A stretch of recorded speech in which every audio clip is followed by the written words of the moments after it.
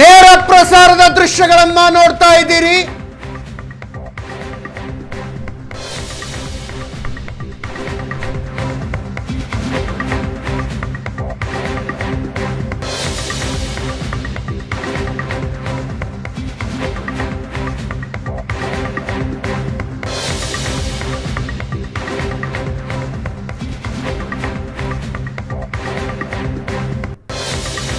ಸರ್ಕಾರಿ ನೌಕರರಿಂದ ಅಭಿನಂದನೆ ಕಾರ್ಯಕ್ರಮ ಆಯೋಜಿಸಲಾಗಿತ್ತು. ಇವತ್ತು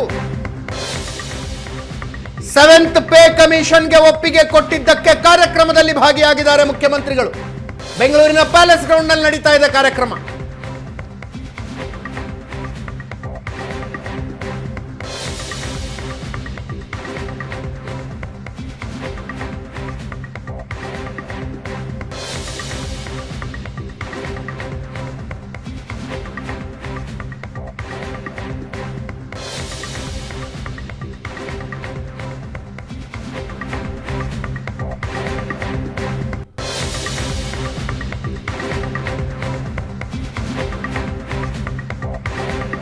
ಪ್ಯಾಲೇಸ್ ಗ್ರೌಂಡ್ನಲ್ಲಿ ಸರ್ಕಾರಿ ನೌಕರರ ಸಂಘದಿಂದ ಆಯೋಜಿಸಲಾಗಿರುವ ಕಾರ್ಯಕ್ರಮದಲ್ಲಿ ಭಾಗಿಯಾಗಿದ್ದಾರೆ ಮುಖ್ಯಮಂತ್ರಿ ಸಿದ್ದರಾಮಯ್ಯ.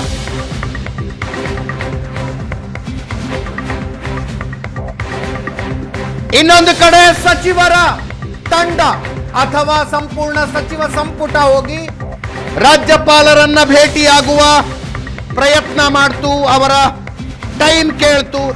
ರಾಜಭವನದಿಂದ ಭೇಟಿಗೆ ಅನುಮತಿ ನಿರಾಕರಿಸಲಾಗಿದೆ ಅನ್ನುವ ಮಾಹಿತಿ ಬರ್ತಾ ಇದೆ.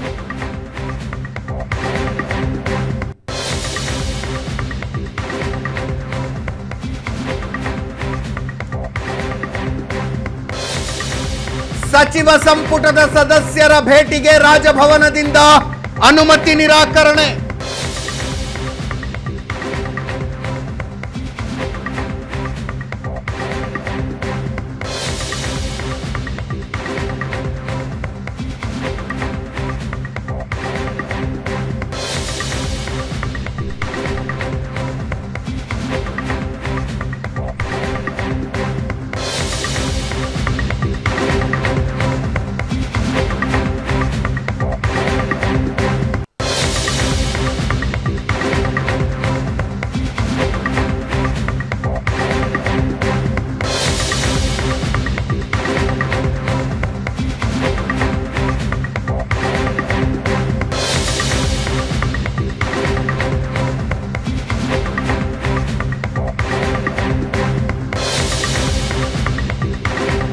ರಾಜಭವನದಿಂದ ಸಚಿವರ ತಂಡದ ಭೇಟಿಗೆ ಅವಕಾಶ ನಿರಾಕರಣೆ.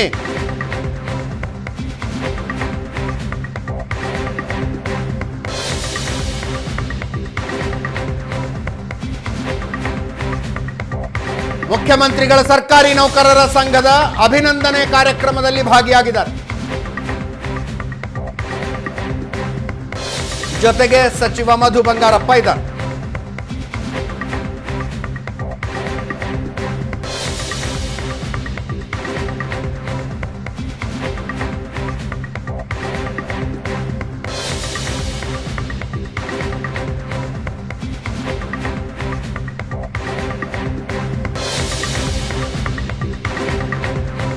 ಏಷ್ಯಾನೆಟ್ ಸುವರ್ಣ ನ್ಯೂಸ್ ಬ್ರೇಕ್ ಮಾಡಿದ ಸುದ್ದಿ. ಪ್ರಾಸಿಕ್ಯೂಷನ್ಗೆ ರಾಜ್ಯಪಾಲರ ಅನುಮತಿ ಅನ್ನುವ ಸುದ್ದಿಯನ್ನ ಮೊಟ್ಟ ಮೊದಲಿಗೆ ಬ್ರೇಕ್ ಮಾಡಿದ್ದು ಏಷ್ಯಾನೆಟ್ ಸುವರ್ಣ ನ್ಯೂಸ್.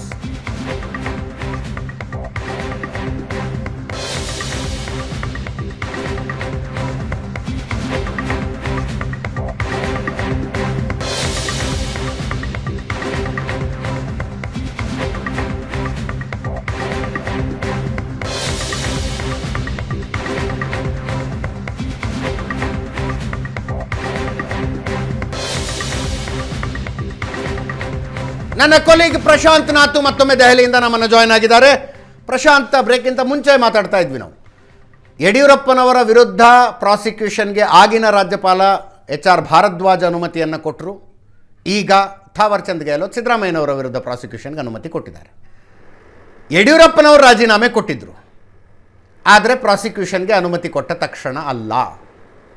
ಈಗ ಸಿದ್ದರಾಮಯ್ಯನವರು ರಾಜೀನಾಮೆ ಕೊಡ್ತಾರಾ, ಕೊಡುವ ಸನ್ನಿವೇಶ ಸೃಷ್ಟಿಯಾಗುತ್ತಾ? ಈ ಹಿನ್ನೆಲೆಯಲ್ಲಿ ಒಂದನ್ನೊಂದು ಕಂಪೇರ್ ಮಾಡೋದಾದರೆ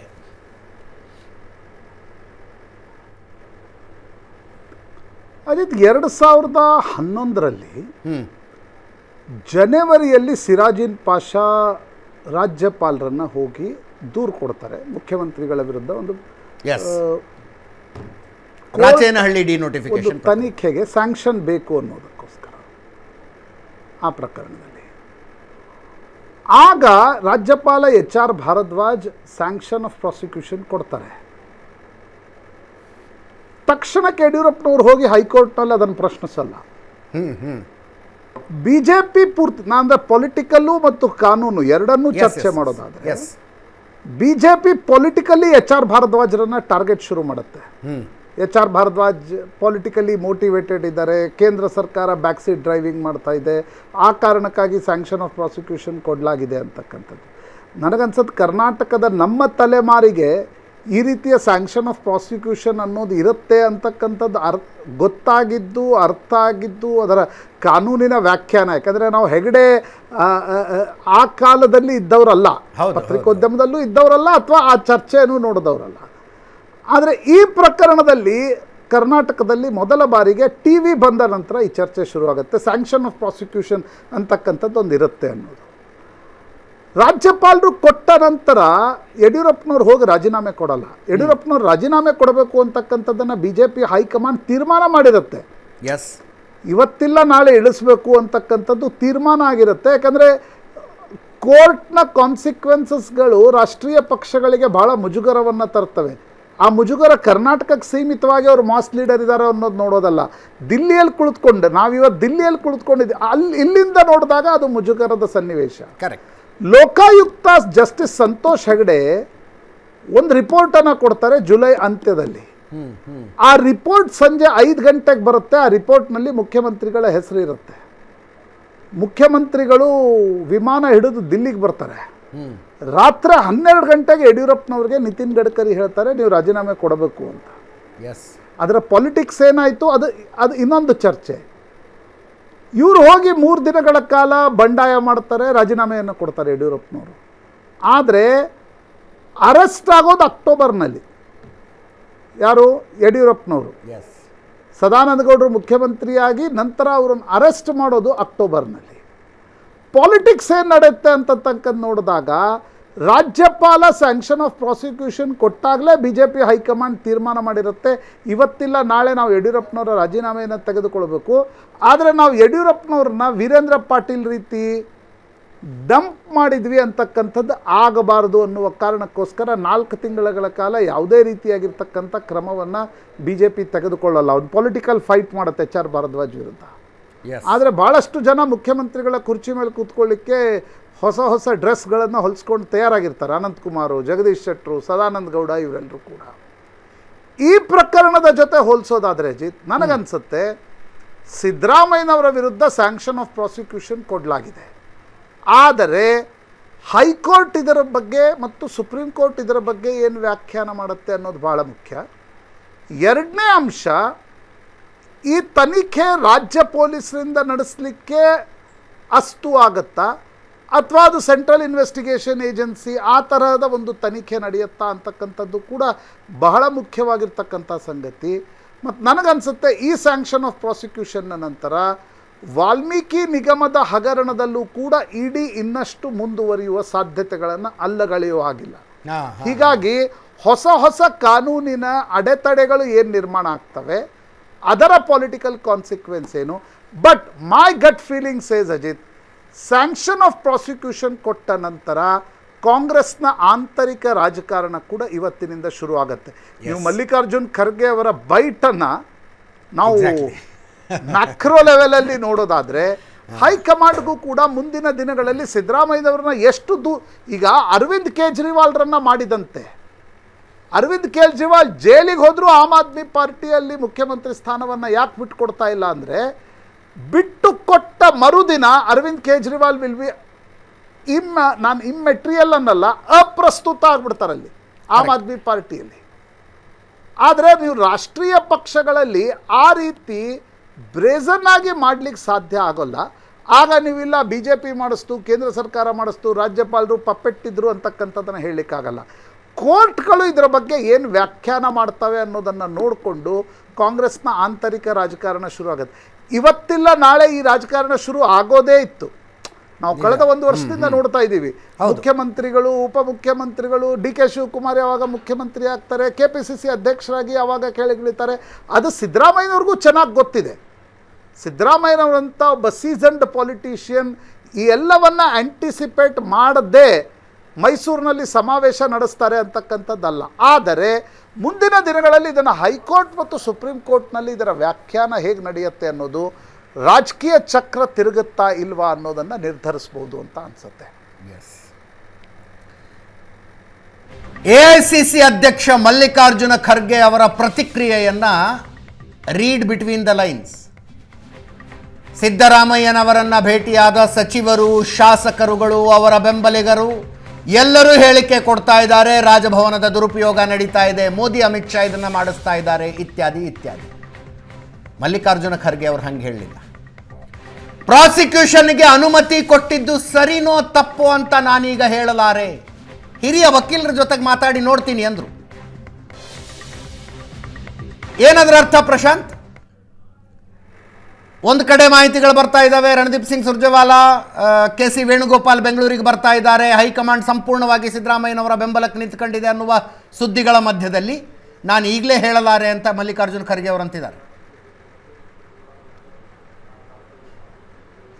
ಅಜಿತ್ ನೋಡಿ, ಈಗ ಮಲ್ಲಿಕಾರ್ಜುನ್ ಖರ್ಗೆ ಆಗಲಿ, DK ಶಿವಕುಮಾರ್ ಆಗಲಿ, G ಪರಮೇಶ್ವರ್ ಆಗಲಿ, ಇದು ರಾಜಕಾರಣ. ಎಂಡ್ ಆಫ್ ದ ಡೇ ರಾಜಕಾರಣದಲ್ಲಿ ಈ ರೀತಿಯಾಗಿರ್ತಕ್ಕಂಥ ತೀರ್ಮಾನಗಳನ್ನು ತೆಗೆದುಕೊಂಡಾಗ ಒಂದು ಮುಂದಿನ ಪಾಲಿಟಿಕ್ಸ್ ಹೇಗೆ ನಡೆಯುತ್ತೆ ಅಂತಕ್ಕಂಥದ್ದು ನನಗನ್ಸುತ್ತೆ ಬಹಳ ಇವತ್ತಿಂದ ಕರ್ನಾಟಕದ ರಾಜಕಾರಣಕ್ಕೆ ಒಂದು ಹೊಸ ಇಂಟ್ರೆಸ್ಟ್ ಬಂತು.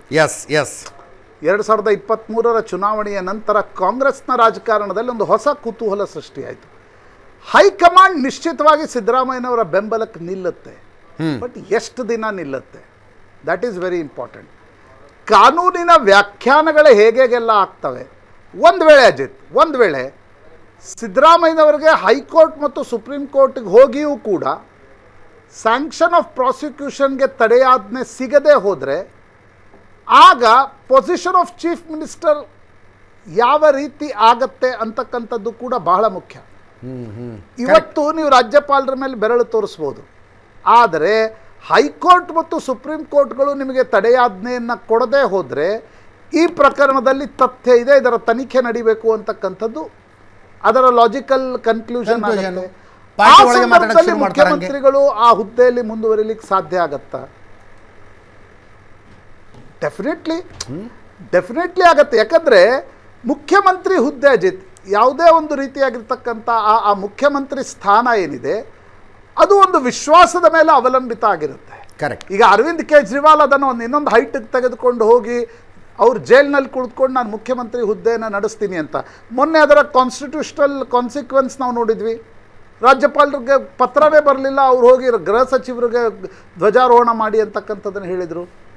ಹೀಗಾಗಿ ಆ ರೀತಿ ಸರ್ಕಾರಗಳನ್ನು ದಿಲ್ಲಿ ಒಂದು ಸಣ್ಣ ರಾಜ್ಯ ನಡೆಸ್ಬೋದು, ಆದರೆ ಕರ್ನಾಟಕದಂಥ ರಾಜ್ಯದಲ್ಲಿ ರಾಷ್ಟ್ರೀಯ ಪಕ್ಷಗಳ ರಾಜಕಾರಣದ ಸಂದರ್ಭದಲ್ಲಿ ಸ್ಯಾಂಕ್ಷನ್ ಆಫ್ ಪ್ರಾಸಿಕ್ಯೂಷನನ್ನು ತುಂಬ ಲೈಟಾಗಿ ಪಾಲಿಟಿಕಲಿ ತೆಗೆದುಕೊಳ್ಳೋ ಹಾಗಿಲ್ಲ. ಅದರ ಕಾನ್ಸಿಕ್ವೆನ್ಸ್ ಏನು? ನಿಶ್ಚಿತವಾಗಿ ಮುಖ್ಯಮಂತ್ರಿಗಳ ಇಡೀ ಒಂದು ಪ್ರಕರಣವನ್ನು ಗಮನಿಸಿದಾಗ ಮೊದಲ ಬಾರಿ ಮುಖ್ಯಮಂತ್ರಿಗಳ ಕುರ್ಚಿ ಅಲಗಾಡ್ತಾ ಇದೆ ಅಂತಕ್ಕಂಥದ್ದನ್ನು ನಾವು ಅಂದರೆ ಒಂದು ರೀತಿಯಾಗಿರ್ತಕ್ಕಂಥ ಶರಾವರಿಬೋದು. ಅಲಗಾಡುತ್ತಾ ಹೈಕೋರ್ಟ್ ಆ್ಯಂಡ್ ಸುಪ್ರೀಂ ಕೋರ್ಟ್ ತೀರ್ಮಾನ ಮಾಡ್ಬೋದು. ಆದರೆ ಸ್ಯಾಂಕ್ಷನ್ ಆಫ್ ಪ್ರಾಸಿಕ್ಯೂಷನ್ ಸಿದ್ದರಾಮಯ್ಯನವರ ರಾಜಕೀಯದ ಅತ್ಯಂತ ದೊಡ್ಡ ಅಗ್ನಿ ಪರೀಕ್ಷೆ ಅನ್ನೋದರಲ್ಲಿ ಎರಡು ಮಾತಿಲ್ಲ. ಅನ್ಡೌಟೆಡ್ಲಿ.